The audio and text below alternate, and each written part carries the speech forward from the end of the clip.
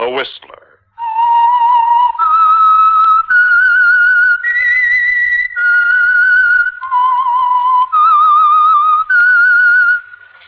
Presented by the United States Air Forces in Europe. I am the Whistler, and I know many things, for I walk by night. I know many strange tales, hidden in the hearts of men and women who have stepped into the shadows. Yes, I know the nameless terrors of which they dare not speak. Strange story. Round-trip tickets.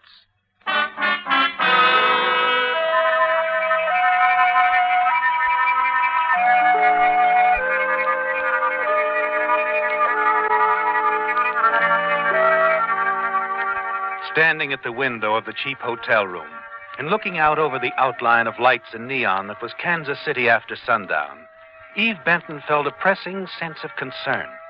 That the condition would pass, she was certain. She'd managed before, she would manage again some way. But she wasn't thinking of that now. Eve Benton was being sorry for herself, forgetting her good points, the quiet, restless beauty in her face, the sullen attractiveness of her features. She was annoyed at the city and the world. Her action of raising the window seemed almost a preparation for the voicing of her resentment. But the words never came. Instead, other voices nearby caught her interest. $30,000, that's the deal. A lot of money. A lot of money. Not for the return of the fireman stuff. 30,000 and no questions asked. That's what the insurance company says. Yeah, that's what they said. You smile strangely, don't you, Eve? Listening in ironic amusement. 30,000, one of the men next door said. They're talking in thousands, while you stand so close by, wondering where you'll get the money to pay your hotel bill. You start to close the window when the voices grow suddenly louder and raised in anger. It won't work. You can't get away with anything like that. I'll worry about that part. You just worry about this. Oh! You freeze to the spot, don't you, Eve? Your outstretched hand touching the windowsill remains fixed and rigid like a statue. And then you hear someone climbing out onto the fire escape. A man is outlined by the staccato flashing of a neon sign on top of the building next door. He hesitates, turns to cast a last glance back at the room he just left. You get a clear look at his face, don't you, Eve? And then he starts down the escape steps. You lean out, see the man drop to the ground and disappear into the shadows of the alley below. You wait, staring, and then run out of your room into the hall. The door to the room next door is partially ajar. You run to it and glance inside. A man on the floor, lying very still. You're about to turn and run when your eyes fasten on something you see. A wallet, isn't it, Eve? Yes. With part of the contents spilled out, a few bills, and among them a train ticket. Something that you could use. Yes, Eve. A train ticket for the West Coast, San Francisco, and nearly $200 in currency. It's an answer to your problem, isn't it? You lose little time in packing, leaving your room by the same method as the man who fled only a few moments before. The fire escape.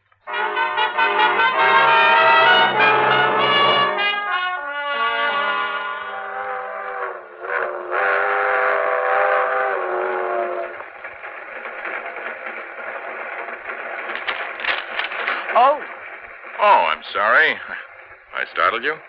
Well, no. No, it's just that you looked like someone I knew. Now, I have another reason to be sorry that I'm not. You just get on this train? Kansas City, yes. Uh-huh. It's an interesting place, huh?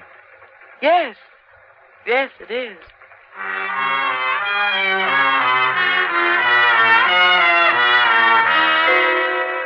He smiles, doesn't he, Eve? He can even do that. This man who pretends to be so nonchalant, so much at ease. You wonder how he would feel if he knew that you'd recognized him, that you were certain he was the man you saw fleeing from the hotel room next to yours, that you shared his grim secret of murder. Hey, something wrong? What? The way you're staring at me, you said I'm not the guy you thought I was, but is there some other reason? Oh, no, there isn't anything. Uh-huh. We some distance to travel together. There's no reason why we shouldn't become better acquainted now, is there? No. No, there isn't. No reason at all. You're unable to avoid the young man sitting across from you, aren't you, Eve? A man who's introduced himself as Frank Gilby. A man you're certain committed a murder in the hotel room next to yours. By the time you reach Oakland and board the ferry boat that will take you to San Francisco, the young man has become quite persistent. You know, I do think you're trying to avoid me, Miss Benton. Eve, any reason? No, it's just that I've had things on my mind. I've been thinking about a job. Well, perhaps I can help you. I know lots of people. Well, no, I have something waiting for me in the city. Well, just a thought, huh? In case it doesn't work out, I wish you'd give me your address. Well, I'm not sure what it will be. Oh. Mm-hmm. Well, mine's 4950 California Street. I've got a flat there. And I'd really like to see you again. You want only to rid yourself of the persistent Mr. Gilby, don't you, Eve? Finally, once ashore and in a taxicab, you feel he's no longer a worry. You register at a small hotel on Geary Street. Dismiss him from your thoughts. But late the following morning, as you're having breakfast in a small diner, you're listening to the radio, and something the news announcer says sets you to thinking about Frank will either again. increase or decrease during the balance of this year. And in local news, the Perryman jewelry case has reached a stalemate with the valuables still unreturned. According to private investigator Leonard Quinn, a contact with an underworld character in Kansas City failed to take place. It has since been revealed that the insurance company had made a tentative offer of $30,000, with, as we understand, no questions asked for the return of the necklace to Mr. Quinn or to the home of wealthy Mrs. Evans Perryman in Hillsborough. However... Oh, I wanted to hear that. Huh? Oh, sorry, lady. The guy was just about through. What was that name he mentioned, Mrs. Evans somebody? Perryman, Mrs. Evans Perryman. Lives down the peninsula. Perryman, I see. You, acquainted with the lady? No, but I've heard of the name. Yes, the words of the newscaster set you thinking, didn't they, Eve? Especially the mention of $30,000. That was the figure you heard Frank Gilby mention in that Kansas City hotel room. Strangely enough, after you've taken a cab to 4950 California Street, walked up the stairs to his flat, you hear the words again. Yeah. This time over the transom as Frank talks on the telephone. Quinn, yeah. Well, that $30,000 of the Perriman deal, you get me the money and you'll get the necklace back. Yeah, that's right. Take a couple of days. The contact's out of town. Yeah, sure. All right. Bye. Yeah?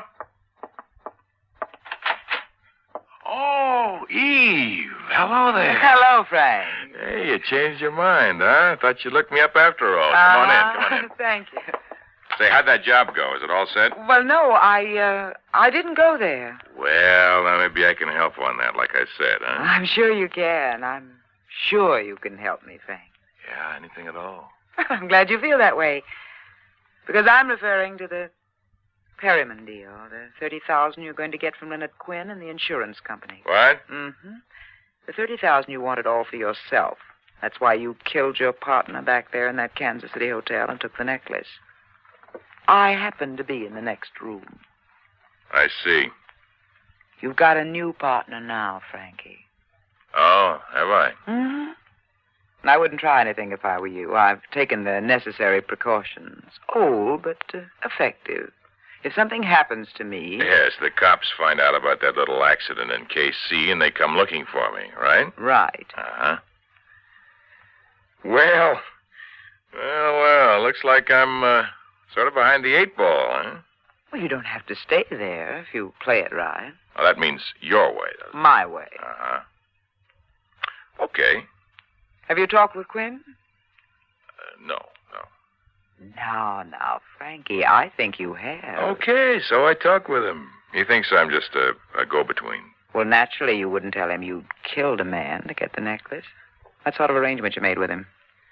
Well, he gives me the dough, and a couple of days after I contact the guy with the necklace, I bring it back to him, that's all. Quinn trusts you that much? Sure. Yeah, I've handled deals like this before with Mr. Quinn. When's he going to pay off? Tonight. Fine. Well, it's all settled then. I'll meet you here after you've collected from Quinn. What time? I'll be back by 9. We'll open a bottle of champagne to celebrate. I'll buy. Naturally. It's your party. See you tonight, Frankie. 9.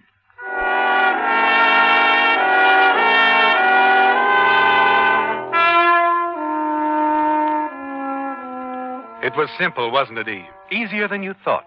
And now you're in partnership with a murderer. A temporary partnership, you tell yourself. And it'll be worth it. $15,000. And that's all you want from Frank Gilby. After it's over, you'll move on, start a new life. Yes, it was all so simple, talking your way into that partnership. But as the day wears on, you begin to wonder about it. Perhaps it was too simple, Eve. You really hadn't expected Frank to accept your demands so readily. The more you think about it, the more certain you become that he'll bear watching. Early that evening, you hurry back to his flat, and as your cab turns into California Street, you see Frank board a cable car. Oh, driver. Yes, ma'am. Don't stop. I've changed my mind. I want you to stay close to that streetcar. Yes, ma'am. But not too close. Okay, I get it.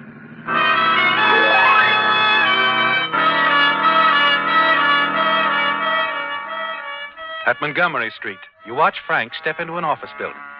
And sitting in the cab, you wait, keeping your eyes on the entrance. Quarter of an hour goes by, and then he comes out, walks back to the corner, and hops onto a cable car as it starts the climb up the hill. Driver. I know. Keep close, but not too close. Exactly, driver. Close, but not too close. You know, lady, it ain't none of my business. You're quite right, driver. It's none of your business.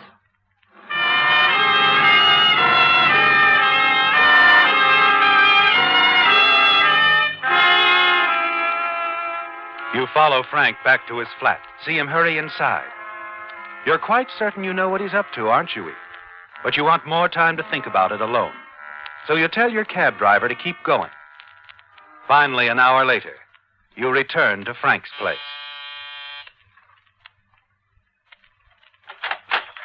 Well, hello. You're sort of early, aren't you? Well, I've changed my mind, Frank. I'd like to go with you when you get the money. Oh, well, that's been called off. Called off? Yeah, postponed, I mean, until tomorrow night. I just got a phone call from Quinn. He said he hadn't had time to get that money from the insurance company yet. Oh, I see. Well, sit down, sweetheart.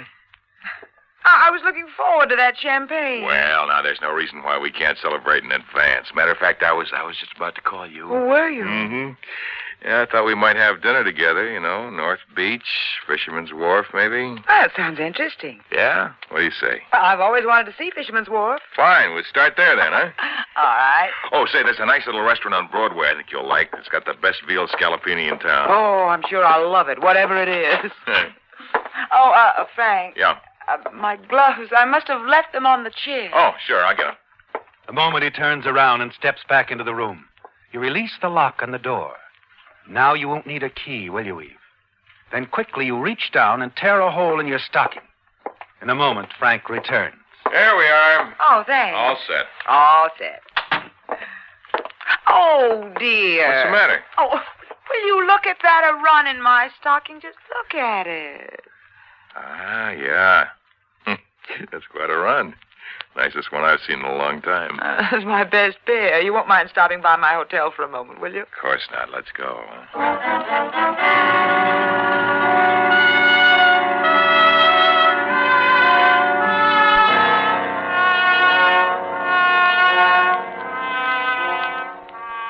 At your hotel, you leave Frank waiting in the cab parked at the entrance, while you hurry inside the crowded lobby and right on out the door on the other side.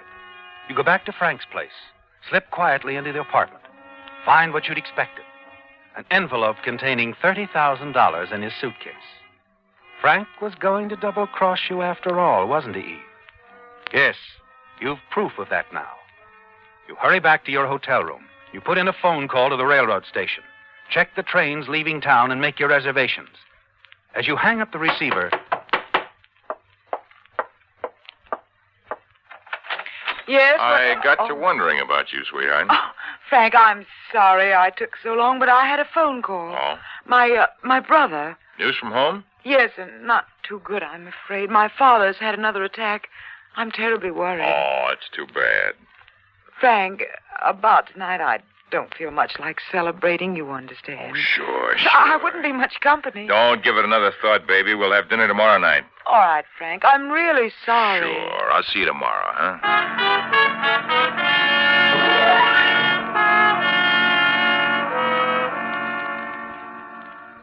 You watch from your hotel window. See Frank get into the cab and drive away. Quickly, you pack your things and check out of the hotel. It's 2 hours before your train leaves. Time to have dinner. But first, there's one thing you must do. You've made up your mind about that, haven't you, Eve? From the moment you found the $30,000 in Frank's flat. You step into a phone booth and call the police department. I want to report a murder, officer. The Alton Hotel in Kansas City 5 days ago. The killer is here in town. What? He's arranged a deal with Leonard Quinn, a private investigator. Anything to do with the Perriman necklace robbery? Everything. The party I'm talking about took the Perriman necklace off the man who was killed in Kansas City. Go ahead. I suggest you contact Mr. Quinn. Get him to tell you who he's made that deal with, and you'll have the killer. Will you give me your name, ma'am? No, I won't. Goodbye.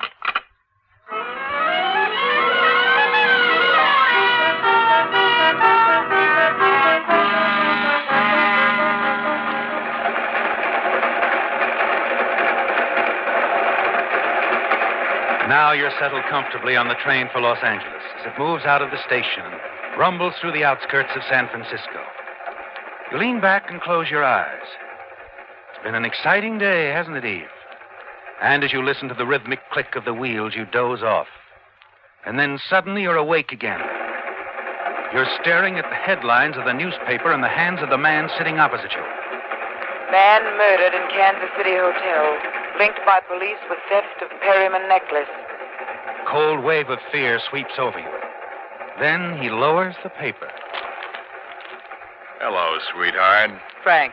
Surprised? Switchboard operator at your hotel just couldn't resist a 10 spot. I see. How stupid of me. Wasn't very smart of you to walk out with my $30,000 either. And what were you going to do? Oh, you got me all wrong, honey. I was going to surprise you. I'll bet. Okay.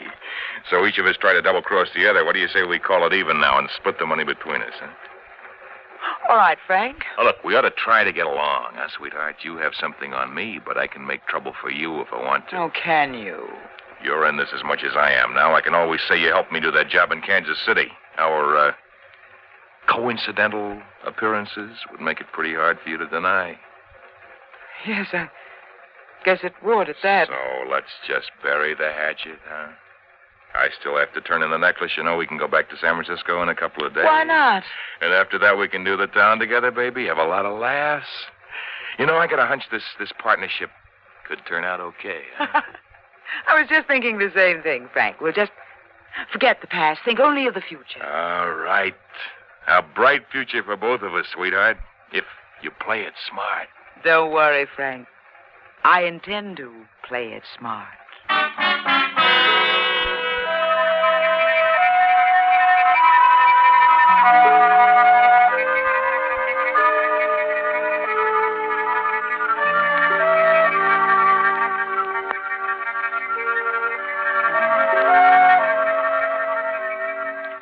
It was a shock to find Frank Gilby on the train to Los Angeles after you thought you'd slipped away from him in San Francisco with the $30,000 all for yourself. But now he's on the train with you, and though he's agreed to an even split, you're certain he has plans to get the full $30,000 from you. And sitting beside him in the club car, you decide on a plan of your own, don't you, Eve? You listen attentively as Frank sips several highballs and continues to talk about your bright future as his partner. Sometime after midnight, the club car now deserted, except for you and Frank. You decide it's time to put your plan into action. You yawn, say good night, and leave Frank alone in the club car.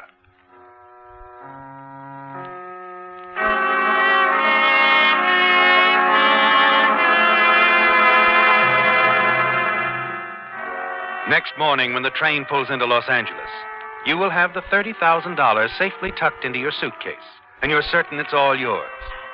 You're still confident as the police board the train, talk quietly to some of the passengers. Finally, the lieutenant comes around to you. Yes, that's right, miss. According to the conductor, this man talked with you in the club car last night for quite a while. Will you say he fell off the train, Lieutenant? How terrible. He seemed like such a nice young man, too. You didn't know him? Before, I mean? Well, no, I'd never even seen him. We chatted in the club car for a while, just train conversation. Yeah, I see. Hey, Lieutenant. What? How do you reporters hear things so quick? Oh, we got to keep our readers up on what's happening in our little old world. Come on, Lieutenant. I want this to hit the next edition. What's with this guy who fell off the train? Where'd it happen? Just out of San Luis Obispo. And he didn't fall. He was pushed. No. Pushed? Why, what makes you think that, Lieutenant? Yeah, what's this all about? The San Francisco police got a tip last night. Phone call from a woman about a payoff. A private investigator hired as a go-between was making a deal for the Perriman necklace. But the party this woman said killed a man in Kansas City. Another killing? Yeah. Looks like the investigator and the party that had the necklace agreed to meet on this train for the payoff. Quinn completed his part in the deal all right, because when his body was found, the Perriman necklace was in his pocket. Quinn? Yes. The man who was pushed off the train, Leonard Quinn. You mean the man I was talking to was a private investigator? That's right. Well, he told me his name was Frank Gilby. Well, Quinn probably wanted to keep his identity covered until he'd completed the deal. I see. Quinn was the last person to leave the club car. The killer must have opened one of the outside doors between cars, then waited on the platform, and when Quinn came along, pushed him off the train. You think the killer who pushed Quinn off the train was a Kansas City killer, too? Well, that's what the woman who tipped us off told us. Now all we have to do is search the passengers and examine their luggage if necessary. I get it. And if you find the 30 grand... We'll have our killer.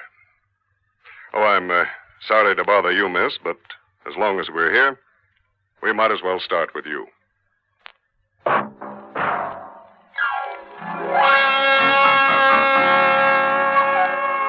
Join us again next week when once again the United States Air Forces in Europe presents The Whistler.